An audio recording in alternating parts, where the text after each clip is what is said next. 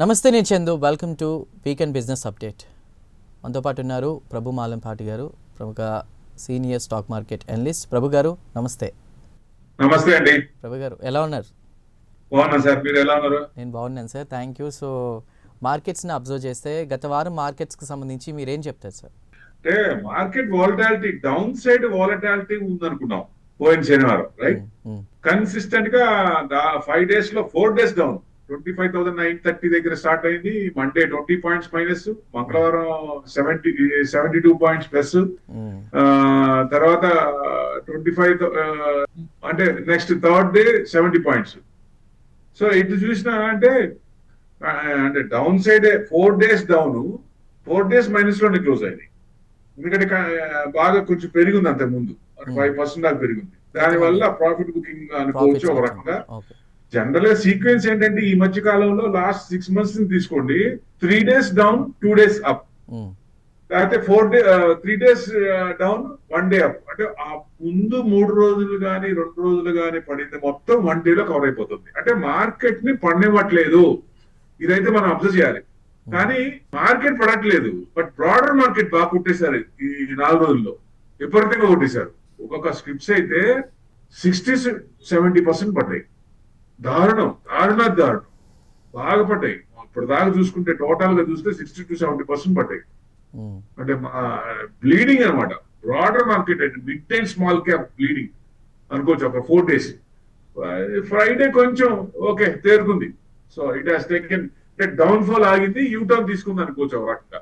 So it's fine. ఏదేమైనా కొంచెం disappoint points. US లో ఆల్ ఆప్షన్స్ ఒకే రేంజ్ క్లోజ్ అవడం అలాంటివన్నీ ఏ న్యూస్ అన్నా కానీ, సో డెఫినెట్ గా దాని అనుగుణంగానే మార్కెట్ రియాక్ట్ అయింది అనుకోవచ్చు. 4 days డౌన్ అంటే bulls and bears tug of war అనుకున్నాం. ఫైనల్ గా ఎవరు గెలిచిందిలే, కన్సాలిడేషన్ మోడ్ లోనే ఉంది. డౌన్ సైడ్ కన్సాలిడేషన్, ఒక రకంగా బేరే కొంచెం అప్పర్ ట్రెండ్ అనుకోవచ్చు ఒక రకంగా చూస్తే. అంటే టోటల్ గా చూస్తే ఈ వారం మైనస్ పాయింట్లే కదా. సో అది మెయిన్ అన్నమాట.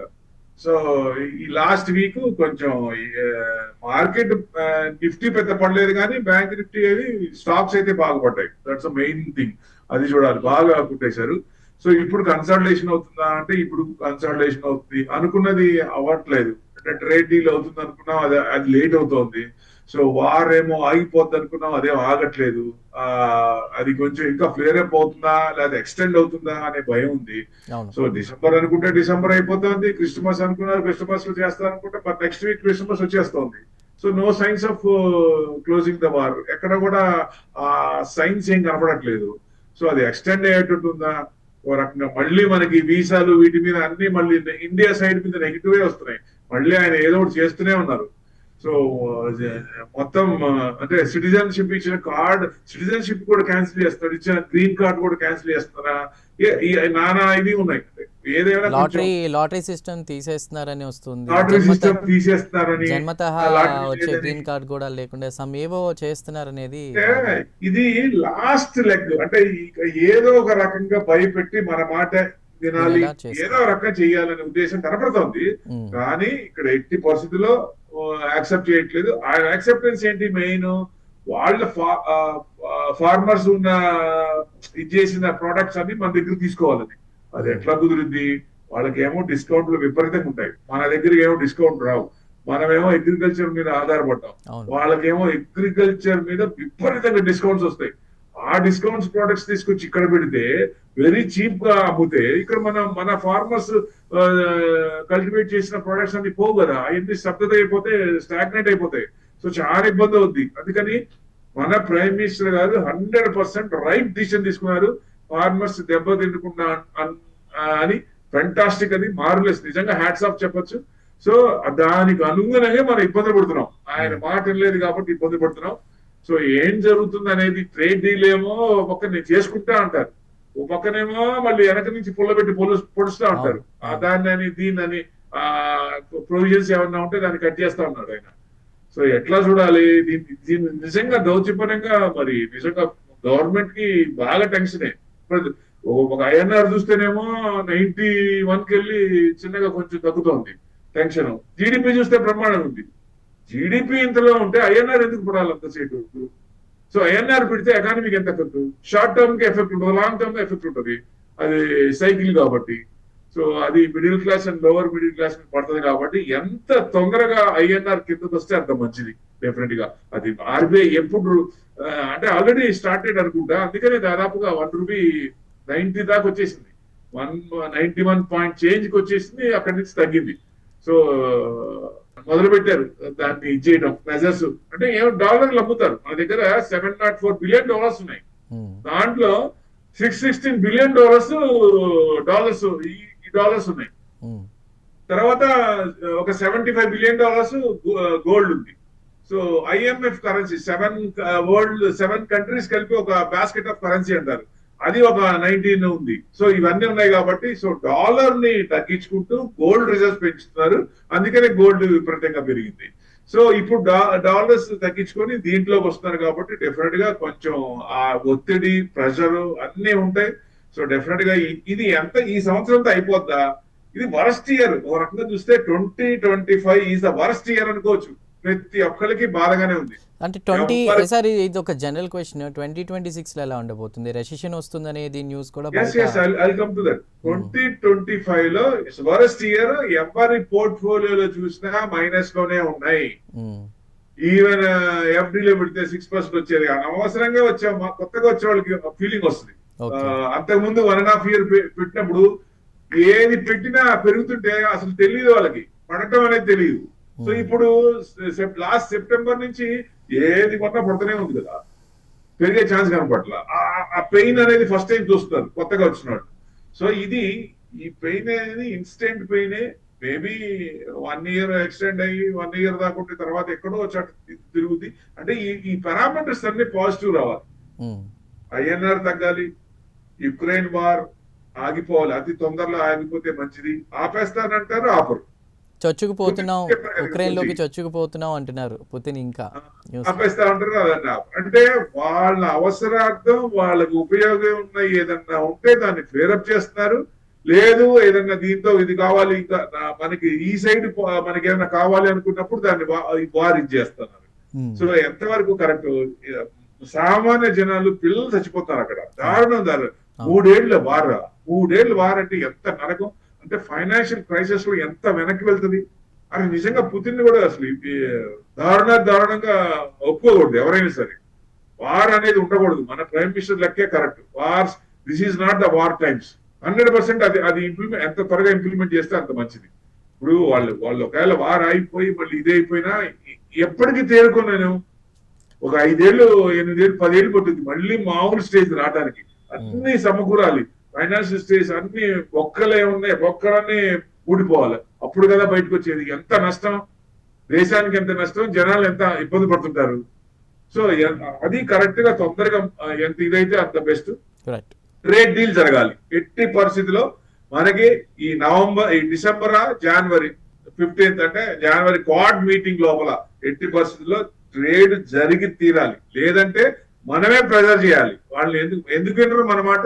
మన జనాలందరూ అక్కడే ఉన్నారు కదా, ఎక్కువ మంది డాలర్ డ్రీమ్స్ అని పరిగెత్తారు కదా. ఇప్పుడు వెనక్కి రమ్మనండి, మొత్తాన్ని సచ్చినట్టు మన మాట వింటారు. సో మనం అనుకునేది ఇస్తారు వాళ్ళు, మనం ఎంత అడిగితే అంత ఇస్తారు. ఇప్పుడు డాలర్ డ్రీమ్స్ అనేది కరిగిపోతున్నాయి ఒక రకంగా. ఇప్పుడు చూసే వాళ్ళకి, కొత్త వాళ్ళకి, ప్రతి ఒక్కరికి కూడా చూడాలి, యుఎస్ మీద డాలర్ డ్రీమ్స్ అనేది తగ్గించుకోవాలి.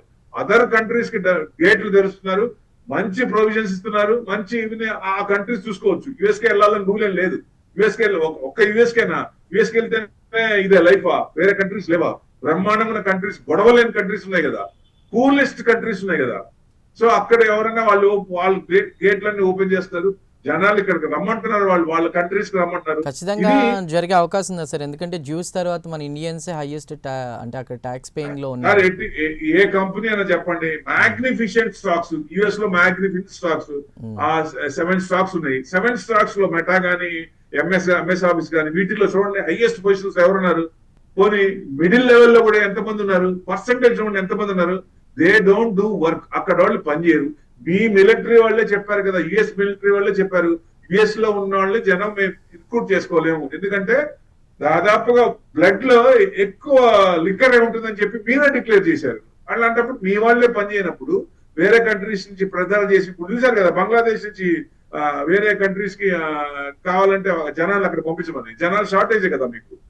సో అన్ని ఇబ్బందులు పడుతూ మళ్ళీ నా అదే పై చేయి, నేనే పైన ఉండాలి, నా మాటే వినాలి, నేను చెప్పింది ఏం వేదం అంటే ఎంతవరకు కరెక్ట్? పెద్దన్న పొజిషన్ అనేది డీగ్రేడ్ అవుతుంది, డీడాలరైజేషన్ అవుతుంది, డీఫేమ్ అవుతుంది. Defame in the sense US కి ప్రభ తగ్గుతోంది, అంటే డాలర్ డ్రీమ్స్ అనేది తగ్గిపోతున్నాయి. సో వాళ్ళు చేసే పని బట్టే, వాళ్ళు తీసుకునే స్టెప్స్ బట్టే ఉంటాయి కాబట్టి దానికోసం ఇదవుతుంది. అంటే బ్రిక్స్ నుంచి పైకి వస్తుందంటే, బ్రిక్స్ పెరుగుతుందంటే డెఫినెట్ గా యుఎస్ అనేది, డాలర్ అనేది తగ్గిపోతా ఉంటుంది. డిజిటల్ కరెన్సీలో మనం కూడా లిస్ట్ అయ్యాం. రేపొద్దున డాలర్ కాదు, ఓన్లీ మన కరెన్సీ కూడా హైలైట్ కావచ్చు. ఎందుకంటే చైనా నమ్మలేరు ఎవరు, అన్ని ఒక రకం డిఫరెంట్ తెలిసిందే కదా వాళ్ళ పాలసీలు. సో 100% ఎమర్జింగ్ మార్కెట్స్ లో మనమే స్ట్రాంగ్ ఉన్నాం, మన పారామీటర్స్ అన్ని బాగున్నాయి. ఇంటర్నేషనల్ అఫైర్స్ కూడా ఫెంటాస్టిక్ ఉన్నాయి. ఏ కంట్రీకి వెళ్ళినా రెడ్ కార్పెట్. దాదాపుగా ఈ 10 ఏళ్ళు ఇప్పుడు దాకా టైం చూసుకుంటే ఏ కంట్రీకి వెళ్ళినా రెడ్ కార్పెట్ కదా మన ప్రైమ్ మినిస్టర్ కి. సో ఇన్వెస్ట్మెంట్స్ అలా వచ్చినాయి కదా. సో ఐడియాలజీ విషయానికి వస్తే ఎలా చూడాలి సార్? డాలర్స్ కంపారిజన్ చేసుకుని, అంటే పోలిస్తే రూపాయి మార్కప్ విలువ గురించి బయట ఎక్కువ డిస్కషన్ జరుగుతోంది. ఇప్పుడు ఒమన్తో ఒప్పందాలు ఇవన్నీ చూస్తే ఏం చెప్తారు మీరు? ఇప్పుడే అన్నారు జస్ట్ ఎక్స్పోర్ట్స్ ఇంపోర్ట్స్ సంబంధించింది, రైట్?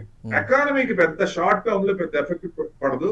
లాంగ్ టర్మ్ అంటారు. లాంగ్ టర్మ్ అన్నప్పుడు ఆర్బీఐ నిద్రపోతుందా?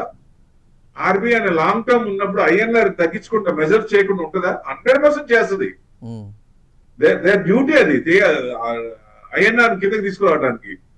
వాల్యూ తగ్గిపోతుంటే ఎందుకు ఊరుకుంటారు? మన వాల్యూ స్ట్రాంగ్ అవ్వాలి కదా. డాలర్స్ అమ్ముతారు ఎట్టి పరిస్థితుల్లో. అంటే ఇప్పుడు ఎక్స్పోర్ట్స్ కొంచెం పెంచుకోవాలని ఉద్దేశం ఉందా గవర్నమెంట్ కి? అలా ఉందా? అందుకని ఏమి మనకి పట్టనట్టు, ఆర్బీఐ నాకు సంబంధం లేనట్టు ఉందా అంటే ఈ ప్రస్తుతానికి అంతే ఉంది, పట్టించుకోకుండా. 100 వరకు 9150, 9145 దగ్గరికి వెళ్ళగానే 100కి వెళ్ళిపోద్దనే భయం అందరికి వచ్చింది. కానీ దే స్టార్టెడ్ ద మెజర్స్, అందుకనే కిందకి దిగొచ్చింది. దాదాపు 90 చేంజ్ ఉన్నాయి. సో డెఫినెట్ గా వాళ్ళు 88 బిలో అతి తొందరలోనే ఐఎన్ఆర్ కిందకి వస్తుంది. అక్కడి నుంచి చిన్నగా వాళ్ళు తీసుకునే మెజర్స్ బట్టి 70-75 వరకు రావాలి. అప్పుడు కొంచెం మనం స్టేబుల్ అవుతాం, మన కరెన్సీ స్ట్రాంగ్ అయినట్లు లెక్క. సో మనం తీసుకునే స్టెప్స్ బట్టి ఉంటాయి కాబట్టి డెఫినెట్ గా over a period, in short period ఈ మెజర్స్ అనేది definitely RBI will take. Right. అలానే ట్రేడ్ డెఫిసిట్, చైనాతో వాణిజ్య లోటు సంబంధించి ఏం చెప్తారు సార్? దాదాపు మీ ఇప్పుడు మాట్లాడింది దిగుమతులు ఎక్కువైపోయినాయి అని చెప్పేసి. That's what. ఇప్పుడు ఇందుకనే ఈ ట్రేడ్ డెఫిసిట్స్ ఉన్నాయి అనే కారణంగానే ఫ్యూచర్ లో కొత్త పాలసీ వస్తుంది. మన కరెన్సీ వాళ్ళ దగ్గర ఎక్కువ అవుతుంది. మనకి డాలర్స్ $704 బిలియన్ ఉండిపోయినాయి. సో ఆ ట్రేడ్ డెఫిసిట్ ఉన్నప్పుడే కదా ఆయన టారిఫ్లు, ఫినిటివ్ టారిఫ్లు కొత్తగా తీసుకొచ్చింది. దాంతో సమానం చేసుకుందాం. మన ప్రొడక్ట్ తీసుకొని వాడుకొని, మన ప్రొడక్ట్స్ తీసుకొని మీరు అమ్ముకొని ఎక్కువ సంపాదించుకొని అక్కడ కూడా ట్యాక్స్లు తీసుకొని మళ్ళీ మన ప్రోడక్ట్ మీద ట్యాక్స్లు వేస్తారా? ఎంతవరకు కరెక్ట్? సో అందుకనే ఇవన్నీ ఉన్నాయి కాబట్టి డెఫినెట్ గా మీకు 100% ఈ ట్యాక్స్లు అనేది నిలబడవు, 80% నిలబడవు. ఈ ట్రేడ్ డెఫిసిట్ అనేది ఫ్యూచర్ లో ఎలా ఉంటుందంటే, డిజిటల్ కరెన్సీలు వచ్చినాయి కదా, ఎస్బీఐ లో వ్యాస్టర్ అకౌంట్స్ ఓపెన్ అవుతున్నాయి. వ్యాస్టర్ అకౌంట్స్ ఓపెన్ అయినప్పుడు ఏమవుతుంది? సపోజ్ మీరు రష్యా, నేను ఇండియా అనుకోండి, నేను మీకు పంపించాలి. నేనేం చేస్తాను? ఈ ఎస్బీఐ లో వ్యాస్టర్ అకౌంట్స్ ఉంటాయి. సో ఇండియా మన నుంచి ఐఎన్ఆర్ దాంట్లో రూపీస్ దాంట్లో డిపాజిట్ చేస్తాం. ఇక్కడ నుంచి వాళ్ళ కరెన్సీలో ఏ కంట్రీ అయితే కంట్రీ ఆ కరెన్సీకి వెళ్ళిపోతుంది. There is no need to convert in dollars to pay the tax. అంటే ట్యాక్స్ పే చేయాల్సిన పని లేదు. డైరెక్ట్ మన ఓన్ కరెన్సీతో స్టార్ట్ చేయొచ్చు, ట్రేడ్ చేయొచ్చు. అది కూడా 8%. IMF డిక్లేర్ చేసింది లాస్ట్ ఇయర్ డాలర్ తో చేసిన బిజినెస్ కంటే ఈ సంవత్సరం 8% తగ్గింది. అదే మీకు 2030 కల్లా 50% అబౌవ్ డైరెక్ట్ కరెన్సీతో ట్రేడ్ అవుద్ది. పోలార్ వరల్డ్ అయిపోద్ది. సో డెఫినెట్ గా వాళ్ళ ఓన్ కరెన్సీతో they can trade with any country. That's fantastic without paying the tax. ఎందుకు కట్టాలి? యుఎస్ కి ఎందుకు కట్టాలి? 1944 లో వచ్చిన అగ్రిమెంట్ అప్పుడంటే చేశారు. ఇప్పుడు ఎందుకు కడతారు 14లో? మీరు చేసే పనులన్నీ అట్లున్నాయా? కరెక్ట్ గా ఉన్నాయా? ఏమన్నా ఎమర్జింగ్ మార్కెట్స్ లో ఏమన్నా చేయూతనిస్తున్నారా? ఈ రకంగా ప్రెజర్ చేయడం ఏంటి? డిపెండెన్సీ మన మీద ఉంది. మన ఎంప్లాయీస్ అందరూ అక్కడే ఉన్నారు. ఎక్కువ మంది మన రిక్రూట్మెంట్ చేసుకుంటారు. ఈ మీన్ యావరేజ్ మన కంట్రీ ఉంది 144 కోట్లు. 28 ఏజ్ ఉన్న వాళ్ళు ఎక్కువ ఉన్నారు. వాళ్ళని మీరు రిక్రూట్ చేసుకుంటారు, పనులు చేయించుకుంటారు. మీరు మళ్ళీ మా రిమిటెన్స్ ట్యాక్స్ అక్కడ సంపాదించి ఇండియాకి పంపించాలంటే రిమిటెన్స్ చేస్తారా? ఎంత ఇది చేస్తారు? ఇప్పుడు ఏ కంట్రీకి ఇబ్బంది పెట్టలేదండి? మన ఇండియానైనా ఏ కంట్రీకి ఇబ్బంది పెట్టలేదు? ఒక కంట్రీ చెప్పండి, ఏ కంట్రీ కానీ. ఈవెన్ వాళ్ళ ఓన్ ఫ్రెండ్స్ యూరోపియన్ కంట్రీస్ కి ఇబ్బంది పెట్టారు కదా ఆయన. సో ఇది ఎంతవరకు నిలబడుతుంది? ఇది ఎంతవరకు సాగుతుంది? ఇది వాళ్ళకి టర్మ్ మొత్తం ఉంటారా, లేకపోతే మధ్యలోని మిడ్ ఆఫ్ ఎలక్షన్స్ లో ఏమైనా ఛాన్సెస్ ఉంటాయా పార్టీకి ఏదైనా? సో మన కెనడాలో జరిగినట్టు జస్టిన్ ట్రూడోని మార్చి వేరే వాళ్ళు పెట్టి మళ్ళీ ఎలక్షన్ పెట్టారు కదా. సో అట్లానే ఇక్కడ జరగచ్చా అంటే 2026 లో ఏమైనా కావచ్చు, ఎనీథింగ్ విల్ హ్యాపెన్. ఎందుకంటే ఆయనకి పార్టీలోనే తగ్గుతుంది, సో అగెనెస్ట్ వస్తుంది. కోర్టు కూడా మొట్టికాయ పెట్టికే అవకాశాలు అతి తొందరలో ఉంది. కొత్త సంవత్సరంలోనే పెట్టచ్చు, జనవరిలోనే మంచి మొట్టికాయ ఇవ్వచ్చు టరిఫ్ల గురించి. ఎట్టి పరిస్థితిలో ఇది కరెక్ట్ కాదు అని కోర్టే చెప్పింది, అది నిలబడవు. It's an executive order 100%. ఇది ఏమో స్టాట్యూట్ కాదు కాబట్టి ఇన్స్టెంట్ గా ఇబ్బంది పెట్టచ్చు. ఆయన మాటింటేనే ట్యాక్స్ లేవా? మాట వినకపోతే ట్యాక్స్ లా? అసలు ఇది ఈ యుఎస్ అంత $30 trillion కంట్రీ, $5 trillion అసలు ఎక్కడ ఎంత బేరీజ్ ఉన్నా కూడా ఎట్లా ఉండాలి, వాళ్ళు ఎలా సపోర్ట్ గా ఉండాలి? సో ఫస్ట్ నుంచి కూడా యుఎస్ గోడ మీద పిల్లే, వాళ్ళ ఆర్మ్స్ అమ్ముకోవడానికి తప్ప వాళ్ళ ఇది తప్ప వేరేగా ఏ కంట్రీ కూడా ఉపయోగపడాలి. మనకు ఉపయోగపడిందంటే 100% రష్యా, 100% రష్యా మనకు ఉపయోగపడింది. అది మనకి ఫ్యూచర్ లో మనకి ఇంకా కంటిన్యూ ఉంది కాబట్టి డెఫినెట్ గా ఈ బ్రిక్స్ కరెన్సీ పెరుగుతుంటే వాళ్ళ వెన్నుపూసలో పనికొస్తుంది. సో అందుకనే ఆ ట్రేడ్ ట్యాక్స్ కట్టరు $10 billion అబౌవ్ ఉంటాయి, ఏంటి తగ్గిపోతున్నాయి. ఎందుకంటే మన వాళ్ళకి కూడా తగ్గిపోద్ది. యుఎస్ కి వెళ్లాల్సిన పని లేదు, వేరే కంట్రీస్ కి వెళ్ళాలనేది ఐడియాలజీ వచ్చేస్తుంది, అక్కడికే వెళ్లాల్సిన పని లేదని. సో డెఫినెట్ గా మార్పులు వస్తున్నాయి. ఇప్పుడు ఏమవుతుందో చూడాలి. ఎందుకంటే వెస్ట్రన్ కంట్రీస్ నుంచి ఆ పవర్స్ అనేది ఏషియన్ కంట్రీస్ కి వస్తుందా అంటే 100% over a period Asian countries కి ఆ పవర్ వచ్చే ఛాన్స్ ఉంది. వరల్డ్ మొత్తం వాళ్ళ చేతిలో పెట్టుకునే అవకాశం. రైట్ ప్రభు గారు. అలానే ఇప్పుడు మన ఇండియన్ మార్కెట్స్ విషయానికి వస్తే కమింగ్ వీక్ ఎలా ఉండబోతున్నాయి ఏం చెప్తారు? కమింగ్ అంటే మార్కెట్ బాగా ఒక రకంగా చూస్తే కన్సాలిడేషన్ పీరియడ్ బాగా తీసుకుంది. ఈ వారం న్యూస్ ఏం లేకపోయినా ట్రెండ్స్ అప్పే ఉన్నాయండి, అప్ ట్రెండ్ ఉన్నాయి. 26,500 కు వెళ్ళొచ్చా అంటే వెళ్ళే అవకాశాలు కనపడుతున్నాయి. ప్రొవైడెడ్ మనకి ఎక్కడ ఉండాలి, 25,910 అబౌవ్ ఉండాలి. 2 days కంటిన్యూస్ గా లేకపోతే 3 days కంటిన్యూస్ గా అబౌవ్ ఉంటే డెఫినెట్ గా మీకు 1 day అయినా చాలు. 1 day అబౌవ్ ఆ లెవెల్ దాటుకుంటే కిందకి రాకుండా ఉంటే చాలు. 25,910 అబౌవ్ ఉందంటే మనం 26,500 చూసే అవకాశాలు ఉంటాయి. ఈ వారమే చూసే అవకాశాలు ఉంటాయి. ఎందుకంటే బాగా పడిపడింది. సో ఆప్షన్స్ పరంగా చూసినా బాగా ఓవర్ సోల్డ్ అనుకోవచ్చు. మార్కెట్ బాగా ఓవర్ సోల్డ్ అయింది. సో డెఫినెట్ గా ఆ కన్సాలిడేషన్ లాంగ్ తీసుకున్నప్పుడు అది బ్రేక్అవుట్ అయ్యే ఛాన్స్ ఉంటుంది కాబట్టి డెఫినెట్ గా అప్పర్ ఇది ఉంది. ప్లస్ ఐటీ కూడా నిన్న చూడండి, ఇన్ఫోసిస్ $18 ఉన్నది $30 అయింది. మళ్ళీ చివరికి తగ్గింది అనుకోండి. అది వేరే కంపెనీ వాళ్ళందరూ ఏఐ మీద ఇన్వెస్ట్మెంట్ చేస్తామని ముందుకు వస్తున్నారు.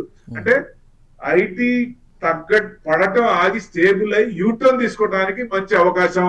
ఇది ఇక్కడ నుంచి పెరిగే ఛాన్స్ ఉన్నాయి, ఇంట్రెస్ట్ రేట్ కూడా తగ్గుతున్నాయి కాబట్టి. సో ఆ పారామీటర్స్ అన్ని పాజిటివ్ గా మారుతున్నాయి. అంటే టెక్నికల్ గా చూసినా 10 days ఈఎంఐ కంటే 9 days ఈఎంఐ క్రాస్ చేస్తుంది. అంటే బలపడుతుంది. అంటే తక్కువగా ఉన్నది ఎక్కువ స్ట్రెంగ్త్ ఉన్న దాన్ని క్రాస్ చేస్తుంది. అంటే బలం ఉంది, మార్కెట్ లో పెరుగుతుంది. ఆప్షన్స్ పరంగా చూసినా టెక్నికల్ గా చూసినా. సో డెఫినెట్ గా ఈ వారం ప్లస్ ఏ ఉండొచ్చు. ఎట్టి పరిస్థితిలో 910 అబౌవ్ ఉందంటే ప్లస్ లే ఉండొచ్చు. అదే బ్యాంక్ నిఫ్టీ ఎక్కడ చూడాలి, 59,110 అబౌవ్ 1 day క్లోజ్ అయినా చాలు. యాక్చువల్ గా బ్యాంక్ నిఫ్టీ ఎక్కువ మూవ్మెంట్ ఉంది. నిఫ్టీ ఏమో ఈ మధ్య కాలం పెరగకుండా ఇప్పుడు పెరిగే ఛాన్స్ ఉంది కాబట్టి బ్యాంక్ నిఫ్టీని కూడా పైకి లాగే ఛాన్స్లు కనపడుతున్నాయి. సో రెండు కూడా అప్ ట్రెండే ఉన్నాయి. ఐటీ కూడా స్టాక్స్ కూడా పెరిగే కనపడుతున్నాయి. ఐటీ టాపిక్ వచ్చింది కాబట్టి రాబోయే ఇయర్స్ అంతా కూడా డేటాదే హవానా. 2 ఏళ్లలో దాదాపు మనకి 60,000 కోట్ల పెట్టుబడులు వచ్చే అంచనా ఉందని చెప్తున్నారు. ఫ్యూచర్ జనరేషన్ స్టాక్స్ అని కొన్ని ఉంటాయండి. అవి పడ్డప్పుడల్లా షార్ట్ టర్మ్ కాదు కాబట్టి లాంగ్ టర్మ్ కాబట్టి ఆ స్టాక్స్ ఎప్పుడైనా మైనస్ లో ఉన్నప్పుడు మనకు కావాల్సిన ఎంత ఉంటే దాంట్లో కొంత పార్ట్ ఎక్లూడ్ చేసుకుంటా ఉండాలి. ఫ్యూచర్ జనరేషన్ స్టాక్స్ అంటే EVs, data centres, chip manufacturing companies, solars ఇంకా కంటిన్యూస్ ఉంది, డ్రోన్ టెక్నాలజీ, ఇవన్నీ ఉన్నాయి. ఇవన్నీ కూడా మన పోర్ట్ఫోలియోలో ఆ సెక్టార్ లో కొన్ని స్టాక్స్ సెలెక్ట్ చేసుకొని మంచి స్టాక్స్ ఏవైతే ఉన్నాయో కన్సిస్టెంట్ గా 14% అబోవ్ కాంపౌండ్ ఇంట్రెస్ట్ వర్కౌట్ అవుతున్నాయో, ఆ కంపెనీ మేనేజ్మెంట్ మీద నెగిటివ్స్ ఏం లేకుండా ఉన్నాయో ఇలాంటివన్నీ సెలెక్ట్ చేసుకుంటూ ఆ ప్రైస్ రేంజ్ చూసుకుంటూ లోవర్ లో ఉందా అప్పర్ లో ఉందా, లోవర్స్ లో ఉంటే పికప్ చేసుకుంటూ మనం లాంగ్ పెట్టుకుంటే డెఫినెట్ గా మంచి రిటర్న్స్ వచ్చే అవకాశం ఉంది. డిఫెన్స్ స్టాక్స్ కూడా పెరిగే అవకాశాలు ఉన్నాయి. యూరోపియన్ ఎఫ్టీ కూడా అగ్రిమెంట్ ఒక అగ్రిమెంట్ అయింది. ఇంకా నెక్స్ట్ జనవరి ఎండింగ్ కానీ ఫిబ్రవరి కానీ యూరోపియన్ అగ్రిమెంట్ చాలా మంది డెలిగేట్స్ వస్తారు. అది కూడా ఎక్కువ ఆర్డర్స్ మన హెచ్ఏఎల్ కానీ బీడీఎల్ కానీ వీటి గవర్నమెంట్ దానికి వస్తున్నాయి. సో ఆర్డర్స్ అన్ని బాగున్నాయి కాబట్టి డిఫెన్స్ సెక్టర్ కూడా నెక్స్ట్ బాగుండొచ్చు. ప్లస్ రైల్వే స్టాక్స్ ఇప్పుడు దాకా బాగా ఇబ్బంది పడ్డాయి. మనం 800 వందే భారత్ ట్రైన్స్ మార్చేస్తున్నారు, లైన్స్ అన్ని మారుస్తున్నారు. మీరు ఇంకా ఒక నెల 2 నెలల తర్వాత చూస్తే ప్రతి స్టేషన్ కూడా ఒకప్పుడు ఎయిర్పోర్ట్ ఎలా ఉందో అలా ఉంటున్నాయి స్టేషన్ కూడా. ఇప్పటికే చాలా చేంజెస్ వస్తున్నాయి, చాలా ర్యాపిడ్ చేంజెస్ వస్తున్నాయి, అతి తొందరగా వస్తున్నాయి. సో డెఫినెట్ గా ఇన్ఫ్రా అంటే మీద ఇన్వెస్ట్మెంట్ బాగా పెడుతుంది గవర్నమెంట్. సో డెఫినెట్ గా ఇన్ఫ్రా మీద ఇన్వెస్ట్మెంట్ చేస్తున్నారు కాబట్టి నెక్స్ట్ ఇయర్ బూస్ట్ అయ్యే అవకాశం ఉంది. సో డెఫినెట్ గా నెక్స్ట్ 2026 కూడా ఇట్స్ విబ్జార్ అంటారు. 7 కలర్స్ కనపడతాయి నెక్స్ట్ అందరికి, అంటే పాజిటివ్ గా నాట్ నెగిటివ్. సో డెఫినెట్ గా నెక్స్ట్ ఇయర్ బ్రాడర్ మార్కెట్ బాగుండొచ్చు. సో బ్రాడర్ మార్కెట్ బాగుందంటే మిడిల్ క్లాస్ లోవర్ క్లాస్ అందరు హ్యాపీగా ఉంటారు, ఎందుకంటే ఎక్కువ అయ్యే ఉంటారు కాబట్టి. బ్యాంక్ నిఫ్టీ చూస్తే లాస్ట్ మనం అనుకున్నట్టు 59,110 అది క్రాస్ అవ్వాలి. ఒకవేళ క్రాస్ అయిందంటే మటుకు లాస్ట్ మనం 26,500 వస్తే 59,675 వస్తుంది అనుకున్నాం కదా, ఆ రేంజ్ వరకు మళ్ళీ వెళ్ళొచ్చు. 59,675 వరకు వెళ్ళే అవకాశాలు కనపడుతున్నాయి. ఈ వారానికి 2 కూడా అప్ సైడ్ ఉండొచ్చు. సో బాగా అంటే ఓవర్ సోల్డ్ అయిపోయింది కాబట్టి. సో డెఫినెట్ గా మూమెంట్స్ కమింగ్ వీక్ లో మళ్ళీ మనకి క్రిస్మస్ అది కూడా ఉంది, ఆ తర్వాత మళ్ళీ న్యూ ఇయర్ కూడా వస్తుంది. ఆ ఫెస్టివల్స్ ఇంపాక్ట్ ఎలా ఉండే అవకాశం ఉంది మాకు? న్యూ ఇయర్ కి ఇంకా టైం ఉందండి. మనకి డిసెంబర్ సిరీస్ లో ఇంకొక వారం ఉంది, వచ్చే వారం కాకుండా ఇంకో వారం ఉంది. వచ్చే వారానికి మనం మాట్లాడుకుంటున్నాం, వచ్చే వారానికి పాజిటివ్ ట్రెండే అంటున్నా నేను.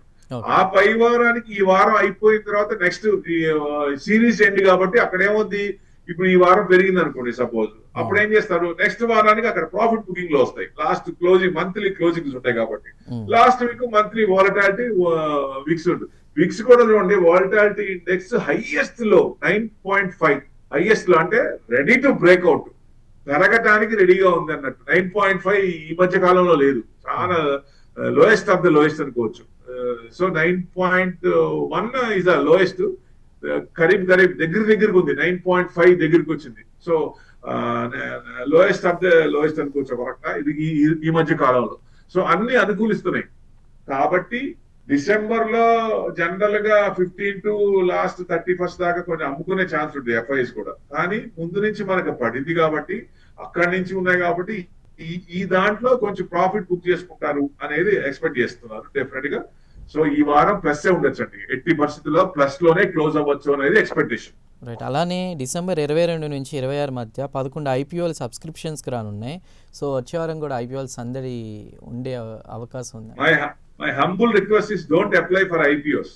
ఇది ఫండమెంటల్స్ గా ఉండే తప్ప, స్ట్రాంగ్ ఉంది ఇది నా పోర్ట్ఫోలియో ఉండాలి అనుకుంటే తప్ప ఏది ఐపీఓస్ కి వెళ్లాల్సిన పని లేదు. అదే స్ట్రాంగ్ ఉంటే గనక సెకండరీ మార్కెట్ లో కొనుక్కోండి.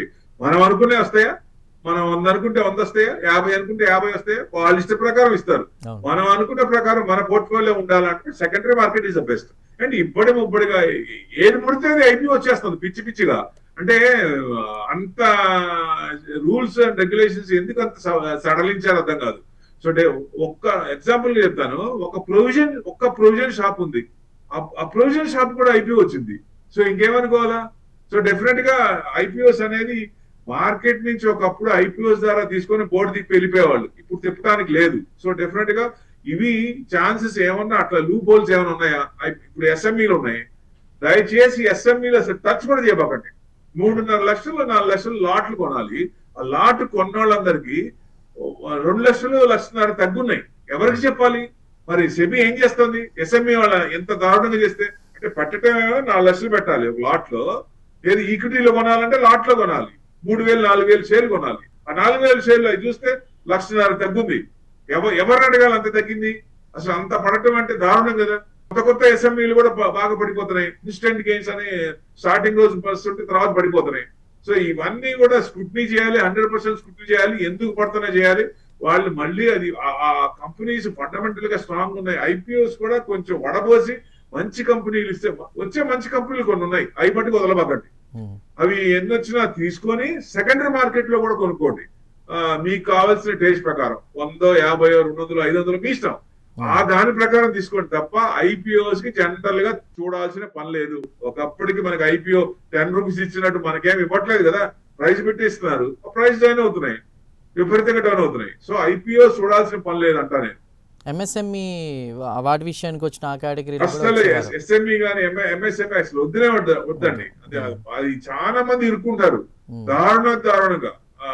దారుణంగా ఇరుక్కుంటారు దాంట్లో. సో అసలు సెబీ కూడా దాన్ని స్క్రూటినీ చేయాలి. పెట్టేదేమో లాట్లు పెట్టి అవేమో అంత పడిపోతే పెట్టేవాళ్ళు ఏమైపోవాలి అసలు.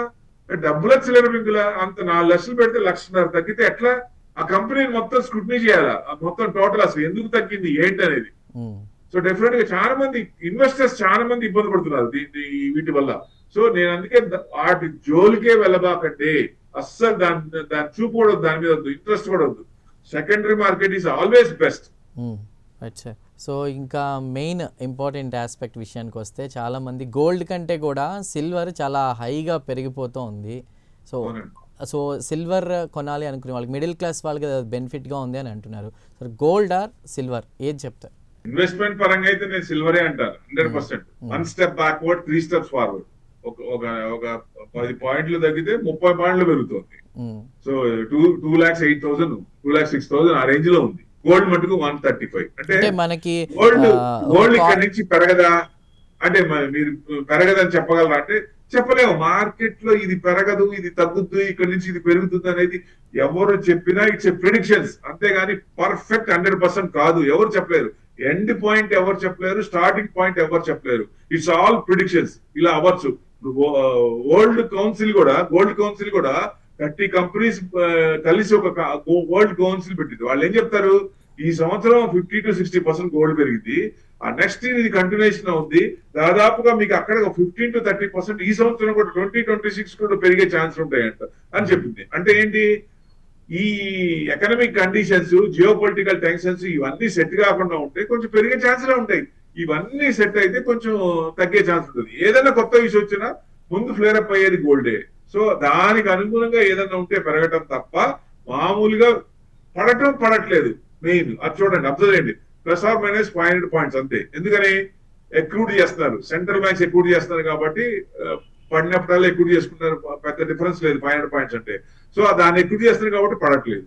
పెరగటం అంటూ మొదలు పెడితే వరల్డ్ కౌన్సిల్ చెప్పినట్టు ఏదన్నా ఉంటే, ఏదన్నా అన్సర్టనిటీస్ ఉన్నప్పుడు, ఏదైనా జియోపొలిటికల్ టెన్షన్స్ ఉన్నప్పుడు తప్ప మామూలుగా గోల్డ్ పెరిగే ఛాన్స్ లేదు. నేను అందుకే చెప్పా, పదే కంటిన్యూస్ గా చెప్తున్నా, ఇన్వెస్ట్మెంట్ పరంగా ఇన్వెస్ట్మెంట్ యాంగిల్ లో గోల్డ్ చూడొద్దు, అవసరార్థం వాడుకకి చూడండి అంతే. ఇన్వెస్ట్మెంట్ పరంగా అంటారా, తడిగొట్టేసుకొని సిల్వర్ లో పెట్టుకోండి, ఏం డౌట్ లేదు. 2.5 లక్షలు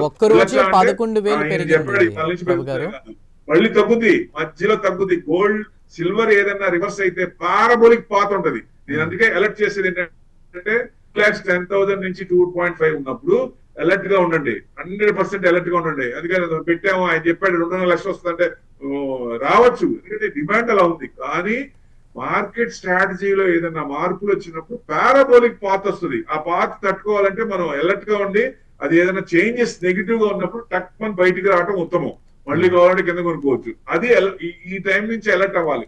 సిల్వర్ లో కొనేవాళ్ళు, ఆల్రెడీ ఉన్నవాళ్ళు డెఫినెట్ గా అలర్ట్ అయ్యి రెడీగా ఉండి, ఏదన్నా ఉన్నప్పుడు తక్కువ పడుతున్నప్పుడు టక మొత్తం అమ్మేసుకుంటే బెస్ట్. మళ్ళీ కావాలంటే కింద కొనుక్కోవచ్చు. సో అంటే పడుతుందా అంటే విపరీతంగా 1 స్టెప్ అనుకున్నాం, మళ్ళీ ఏంటి మీరు అమ్ముకోమంటారా అనే కూడా అడగచ్చు. ఎందుకంటే ఒకవేళ ఎవరైనా ఎందుకంటే ఆర్బీఐ కూడా ఎక్కువ చేసింది సిల్వర్, చైనా కూడా ఎక్కువ చేసింది సిల్వర్.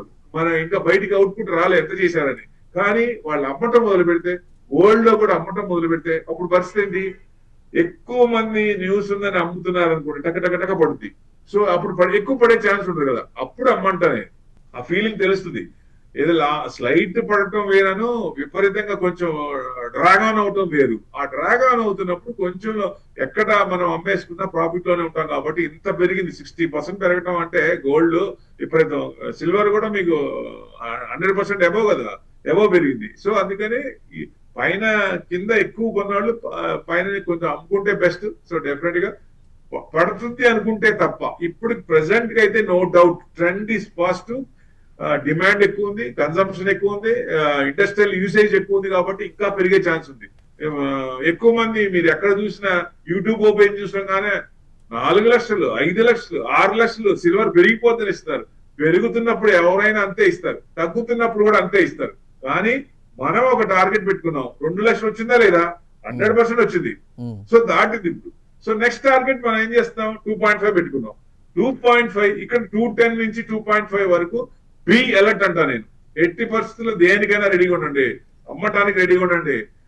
కొనడానికి మటుకు పడట్లేదు, కొంచెం స్టెప్ పడి మళ్ళీ పెరుగుతుంది అనుకున్నప్పుడు ఇంటరప్షన్ సార్, ఇందాక మీరు అన్నారు గోల్డ్ రిజర్వ్స్ పెంచుకునే పనిలో ఉంది అని చెప్పేసి, కానీ కొన్ని ఫేక్ న్యూసెస్ ఈ మధ్య వస్తున్నాయి. ఏంటంటే ఆర్బీఐ 35 టన్నుల గోల్డ్ తగ్గించుకుంటూ డాలర్ రిజర్వ్స్ తగ్గించుకుంటూ గోల్డ్ పెంచుతున్నారు. కానీ ఫేక్ న్యూస్ ఏమొస్తుందంటే 35 టన్నుల గోల్డ్ రిజర్వ్స్ విక్రయించేసారు. ఈ న్యూస్ ఎక్కువ అవుతుంది. సో మీరు ఎప్పుడైనా సరే సెంట్రల్ బ్యాంక్స్ ఏం చెప్పిందో అదే అథెంటిక్.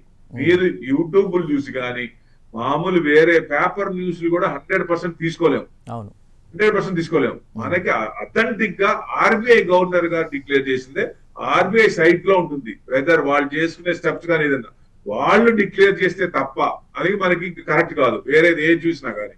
సో గవర్నర్ గారు చెప్పిందే 100% వేదం, అథెంటిక్. బ్యూరోక్రాట్స్ ఏం చెప్పారో అదే కరెక్ట్, దాని ప్రకారమే ఉండాలి. మనం మిగతా నుంచి వచ్చిన తీసుకోవడానికి లేదండి. ఏదో మనకి చాలా మంది అదే చెప్తున్నా కదా, పెరుగుతున్నప్పుడేమో 4 లక్షలు, 6 లక్షలు, 10 లక్షలు అనే సిల్వర్ అంటారు. తగ్గుతున్నప్పుడు కూడా అంతే, మార్కెట్ పడుతున్నప్పుడు కూడా అంతే. నిఫ్టీ బాగా పడిపోద్ది, నిఫ్టీకి బాగా వెళ్ళిపోద్ది, కిందకి వెళ్ళిపోద్ది. పెరుగుతున్నప్పుడు అంతే. అవి సర్వసాధారణంగా ఉంటాయి, అది మనం పట్టించుకోవాల్సిన పని లేదు. మన ప్రిడిక్షన్ మనం అనుకున్నట్టు మన ప్రైమ్ ప్రేక్షకులు ఎవరైనా సరే నేను బి అలర్ట్ అంటాను. 210 నుంచి 2.5 టార్గెట్ పెట్టుకుందాం, 2.5 దగ్గర ఎగ్జిట్ అవుదాం. సో ఈ ఎగ్జిట్ లోపల ఎక్కడన్నా పారాబోలిక్ పాత్ ఏదన్నా చేంజెస్ అంటే ఇమీడియట్ సడన్ చేంజెస్ విపరీతంగా పడుతుందన్న డౌట్ వస్తే మటుకు ఎగ్జిట్ అవ్వండి. ఫైనల్ గా ఒక క్వశ్చన్, మార్కెట్ ట్రెండ్స్ అలానే ఇప్పుడు చాలా మంది ఏంటంటే స్టాక్ మార్కెట్లో ఇన్వెస్ట్ చేయడానికి ఎక్కువ మంది ఇంట్రెస్ట్ చూపిస్తున్నారు. సో మ్యూచువల్ ఫండ్ లో వాళ్ళు ఇన్వెస్ట్ చేసే వాళ్ళకి మీరు ఏం సజెషన్ ఇస్తారు, ఏం చెప్తారు? మ్యూచువల్ ఫండ్ ఇప్పుడు మూలం ఏంటి, ఇన్వెస్ట్మెంట్ చేసినప్పుడు ఈక్విటీ పెరిగితేనే మ్యూచువల్ ఫండ్స్ లో కూడా వస్తాయి. ఇప్పుడు నేను చిన్న ఎగ్జాంపుల్ చెప్తా. ఒకప్పుడు 70 years 80 years వాళ్ళు డెట్ పర్సెంటేజ్ పెంచుకొని ఈక్విటీ పర్సెంటేజ్ తగ్గించేవాళ్ళు ఏజ్ పెరుగుతుంది కొద్ది. ఇప్పుడు 70 years పోర్ట్ఫోలియో ఎవరిదైనా చూడండి 70-80% ఈక్విటీ ఉంటుంది. ఈక్విటీలో ఇది ఉంది, ఆ దమ్ ఉంది. సో డెఫినెట్ గా రిటర్న్స్ వచ్చే అవకాశాలు ఉన్నాయి, ప్రొవైడెడ్ పేషెన్స్ ఉండాలా. పేషెన్స్ లేకుండా ఎవరైనా సరే ఇప్పుడు ఈ సంవత్సరం ఇన్వెస్ట్మెంట్ చేసినారు, ఏం ప్రభు ఏంటి ఇన్వెస్ట్మెంట్ చేసావు నాకంతా లాస్ అయిందంటే లాస్ లోనే ఉంటాయి, 100% లాస్ లోనే ఉంటాయి. ఎందుకంటే మార్కెట్ పడుతుంది అనే మన మార్కెట్ పడుతుంటే మన ల్యాప్టాప్కి ఇదే. ఏ స్క్రిప్ట్స్ అయినా ఫండమెంటల్ గా స్ట్రాంగ్ ఉండి ఏదైనా టెన్షన్స్ ఉన్నప్పుడు రీట్రేస్మెంట్ పడిపోవటం అనేది సర్వసాధారణం. ఆ పడిపోతుంటే భయపడాల్సిన పని లేదు, అది మనకి అవకాశం ఇస్తుంది. మార్కెట్ కు మామూలుగా వచ్చే ప్రాఫిట్ కంటే పడినప్పుడు మళ్ళీ మన యావరేజ్ గానీ మళ్ళీ కింద ఫ్రెష్ బయింగ్ గానీ తీసుకున్నప్పుడు ఎక్కువ ప్రాఫిట్స్ ఇవ్వడానికి ఛాన్స్ ఇస్తుంది. ఆ ఛాన్స్ ని యూటిలైజ్ చేసుకోమంటారు. ఎందుకు భయపడతారు? ఫండమెంటల్ గా స్ట్రాంగ్ లో స్టాక్స్ లో పెట్టండి. రూపాయి ఉంది కదా, 10 రూపాయలు ఉంది కదా, ఇది వచ్చింది దీంట్లో పెట్టుకుందాం, 1 లక్ష పెడదాం అనుకుంటే వెళ్ళిపోతాయి, వెళ్ళిపోతాయి. అట్లా ఫండమెంటల్ లేని స్టాక్స్ లో దయచేసి ఇన్వెస్ట్మెంట్ చేయకండి. అన్నోన్ మెసేజ్ వస్తాయి, పలాంటి కొనండి, మార్కెట్ బాగుంటే పెరుగుతుంది అనుకున్నప్పుడు రూపాయి షేర్లు, 10 పైసల షేర్లు ఇట్లాంటివి కొనండి, మీకు ఎక్కువ వస్తాయి షేర్లు. 1 రూపాయి పెరిగితే బ్రహ్మాండంగా వచ్చేస్తాయని. 100లో 1 వస్తుందేమో, 100లో 1. ఆ 1లో మనం ఉంటామా, మన పోర్ట్ఫోలియో ఉంటామా, మొత్తం జీరో అయిపోద్ది. డిమాట్ నుంచి రీమాట్ చేసుకోవాలి. ఆ షేర్లు 4 గీసోడు కూడా పనికిరావు, బయటికి లాక్కోవాలా. సో డెఫినెట్ గా అందుకని 80% అన్నోన్ మెసేజ్ వద్దు దయచేసి. ఎవరు చెప్పినా కానీ, ఏ అనలిస్ట్ చెప్పినా కానీ ఇట్స్ ఆల్ ప్రిడిక్షన్స్. ఇదేమో 100% రైట్ కాదు. మార్కెట్ పడటం పెరగటం అనేది సర్వసాధారణం. Downs are not permanent, ups are always permanent. ఇది మనసులో ఉంటే ఎవరైనా చంచలించాల్సిన అవసరం లేదు. స్టేబుల్ గా ఉంటే మళ్ళీ మార్కెట్ సుదిరే అవకాశం ఉంది, రిటర్న్స్ వచ్చే అవకాశం ఉంది. అది లేకుండా ఈ సంవత్సరం నేను పెట్టాను నాకు రాలేదంటే టెన్షనే, 100% టెన్షనే. అలా చూడొద్దు. మన ట్రెండ్ మార్కెట్ పట్టుకోదు. మార్కెట్ ట్రెండ్ మనం పట్టుకోవాలంటే టైం ఇవ్వాలి, నీకు టైం ఇవ్వాలి. ఎక్సెస్ అమౌంట్ ఏదైతే ఉందో దాన్ని మార్కెట్ లో పెట్టి వేచి చూడాలి. అంతేగాని పెట్టాను నెలలో రావాలి 6 నెలల్లో రావాలంటే రాదు, 100% రాదు. అంటే నేను రాదు అనేది కళాఖండిగా చెప్పలేదు, కండిషన్స్ బట్టి తగ్గుతుంది కాబట్టి చెప్తున్నా. అంటే మార్కెట్ ఈస్ డైనమిక్, ఎప్పుడు ఎలా రియాక్ట్ అవుతుందో చెప్పలేము. బాగా పడిపోద్ది అనుకునేది పెరుగుతాయి, బాగా పెరిగింది కాబట్టి అక్కడ ఇంకా పడిపోతుంటే అక్కడి నుంచి పెరుగుతాయి. బాగా తక్కువలో ఉన్నాయి ఇంకా పడిపోతాయి, చెప్పలేము మార్కెట్. ఎందుకంటే న్యూస్ డ్రివెన్ మార్కెట్, పాజిటివా నెగిటివా ఆ న్యూస్ డ్రివెన్ బట్టి యాక్ట్ అవుతుంది. కాబట్టి మనం ఫండమెంటల్స్ ఉన్న స్టాక్స్ పెట్టుకొని డెఫినెట్ గా హోల్డ్ చేస్తే మన టేస్ట్ ప్రకారం 20% 30% ఎప్పుడు వస్తే అప్పుడు ఎగ్జిట్ అవ్వాలంటే ఆ టైం మనకు ఆ స్క్రిప్ట్ కి ఇస్తే డెఫినెట్ గా రిటర్న్స్ ఉంటాయి. ఇదే ఎవరైనా మనసులో పెట్టుకోవాల్సిందే. 100% నాకు ఇమీడియట్ కావాలి, ఆయన చెప్పాడు ఎమ్మటే రావాలంటే రావండి, 100% రావు. ఎవరు చెప్పినా రావు. కొన్ని వస్తాయి. ఇప్పుడు మా కొంటున్నది ఒకటి లక్కీగా 1-2 సేమ్ డే వస్తాయి, 10 రోజులు వస్తాయి, 2 నెలలు వస్తాయి, 6 నెలలు వస్తాయి. కానీ కొన్ని స్క్రిప్ట్స్ సంవత్సరం నుంచి డౌన్ సైడ్ ఉన్నాయి, 60-70 పాయింట్స్ బ్రాడర్ మార్కెట్ చచ్చిపోయి ఉన్నాయి స్టాక్స్. సో అలాంటి స్టాక్స్ ఇప్పుడు అవి బాగాలేదా, ప్రోడక్ట్ ఇదిగా ఉందంటే న్యూస్ డ్రివెన్ కాబట్టి కొంచెం తగ్గినాయి. సో డెఫినెట్ గా అది మార్పులు చేర్పులు వచ్చినప్పుడు పారామీటర్స్ అన్ని పాజిటివ్ గా మార్పుడు మళ్ళీ పెరుగుతుంది. మార్కెట్ మీద నమ్మకం ఉంచుకోండి, 100% ఎవరైనా సరే మార్కెట్ మీద నమ్మకం ఉంచుకోండి. బ్యాంకుల్లో పెట్టారంటే ఎంత వస్తాయండి? ఏమన్నా అయితే 5 లక్షలే కదా వచ్చేది మనకి, మొన్నటి దాకా 1 లక్షే కదా, ఇప్పుడు 5 లక్షలు వస్తాయి. ప్రుడెన్షియల్ బ్యాంక్ కానీ, చార్మినార్ బ్యాంక్ కానీ, లక్ష్మీ విలాస్ బ్యాంక్ కానీ చూసాం కదా ఏమైంది, వాళ్ళంతా డబ్బులు వచ్చినాయా? అదే మార్కెట్ లో పెట్టండి, 1 లక్ష పెట్టండి, 10 కోట్లు పెట్టండి, మనకు తెలియకుండా ఒక షేర్ బయటకు వెళ్తా, లేకపోతే మనకి ఇమీడియట్ లిక్విడేషన్ లేదా, ఇవాళ అమ్మితే నెక్స్ట్ డే మార్నింగ్ వచ్చేస్తుంది కదా. So market is the best. Market కి ఇది అవగాహన లేనప్పుడు, సపోర్ట్ ఎక్కడ లేదు, ఎనలిస్ట్ ఎవరు నాకు కరెక్ట్ గా దొరకలేనప్పుడు మ్యూచువల్ ఫండ్స్ లో పెట్టండి. ఫస్ట్ మిడ్ క్యాప్ డైవర్సిఫై చేయండి, మిడ్ క్యాప్ పెట్టండి, స్మాల్ క్యాప్ పెట్టండి, అన్ని ఒక దాంట్లో పెట్టద్దు, డైవర్సిఫై చేసి పెట్టండి. డెఫినెట్ గా వాళ్ళు ఏం చేస్తున్నారో చూడండి, అబ్జర్వ్ చేయండి.